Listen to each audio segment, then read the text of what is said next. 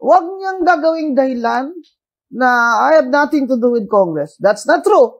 Because ikaw din naman namili sa pinsan mo na siyang mag-speaker. Kung ibang taong nag-speaker dyan, hindi may konti pang hiya-hiya. Pinsan mo kaya hindi nahiya sa'yo. Pambira ka naman. It's so funny because people say, but they're independent of each other. No, that's not yung true. Legislative, executive. No, that's just in theory. They are as institutions, but the people, no. So it becomes their defense. For example, well, the executive will say, well, they act on their own. That's lame. Sabihin din ng legislative, wala kami influence No, sa kanila. That's lame. But, di ba, nakakalusot sila dahil nga iyan ang nasa batas. How do you That's lame. circumvent it without circumventing separation it? of powers sa konstitusyon. Titingnan mo dapat kung sino nakaupo. O, tingnan mo. Ngayon, paano siya napalitan?